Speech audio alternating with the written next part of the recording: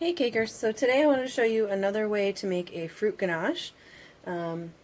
Last video I did with the mango ganache, I used half heavy cream, half fruit puree. This time I'm going to use all fruit puree.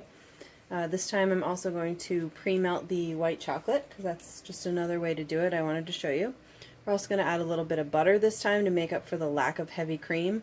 It's going to make it rich and it's going to help give it a little bit of shine. So I have my double boiler, pot with a little bit of water. I've got that just on about low-medium heat, and I have a bowl on top of it. The water is not touching the bowl, bottom of the bowl that is. And to that I'm going to add a heaping cup of white chocolate chips. By heaping I mean I measured it to a cup and then I piled a bunch more on. So we're going to, oh, they're stuck. It's very humid. So we're going to go ahead and melt those down. And you want to melt those over a double boiler so that it's a little bit more gentle. You don't want to burn your chocolate. And then I also have 3/4 of a cup of raspberry puree. These are frozen raspberries that I bought at the grocery store, let them thaw, and pureed them just in a food processor. So I'm going to put those in another pan over here.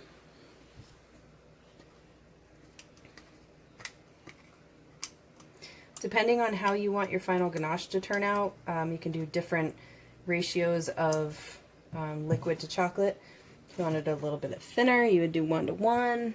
If you wanted it super thick, I would do 2 parts chocolate to 1 part cream. You could kind of play around with it a little bit, but I want to use this for a drip, so I think this is going to be just right.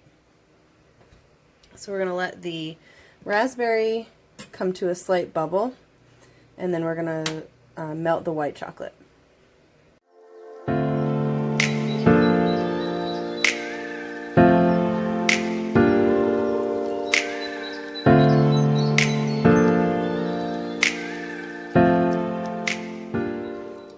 Okay, so now that our white chocolate is melted and our raspberry puree is bubbling, we're going to go ahead and combine the two. I forgot to turn on the stove while I was supposed to be heating up this raspberry sauce. So when I pulled the white chocolate off, I just left it over the water just to keep it warm and melty.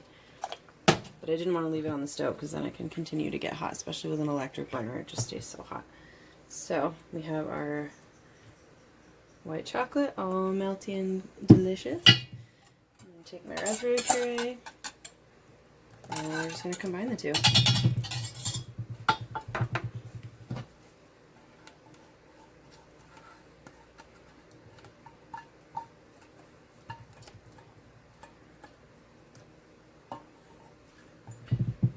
Okay, stir these together.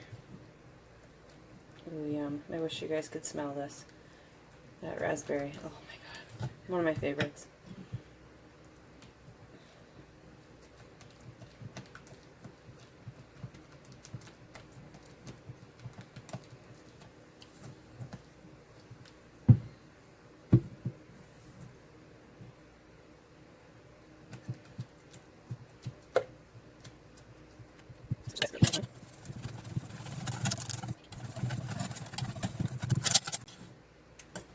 I love how it takes on a deeper color when the white chocolate melts and starts to combine with it. Something about that cocoa butter in there. Made this with blueberries the other night, and it same process, and it was so good, and it turned this deep purple, like royal purple color. It was really cool.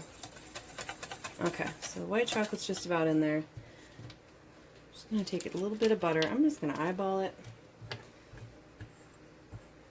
How I roll, less than a tablespoon. You know, you have your nice little markings here on your package. I'm going to do like maybe half a tablespoon.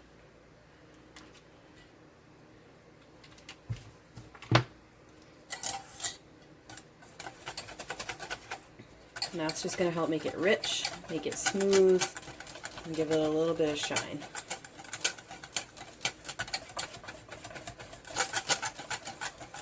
Yeah, okay.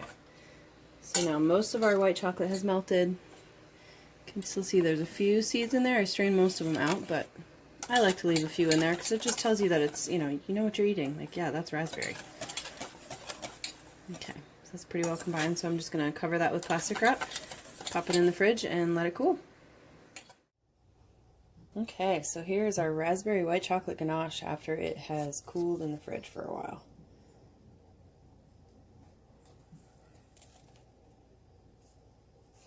I think it would probably be the perfect consistency right now for a drip on the side of a cake. You could warm it up a little bit, but I think it would be perfect.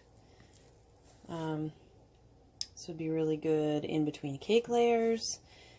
As a cupcake filling, you could add this to a buttercream to make white chocolate raspberry buttercream. Ooh, that would be really good. You could fill macarons with it. You could even put this inside truffles or donuts, or if you wanted it a little bit thicker, you could melt a little bit more white chocolate and stir that into it when it's at room temp. You might have to warm it all up to get it to come together, now that I say that. It's been my experience in the past, but there you have your white chocolate raspberry ganache.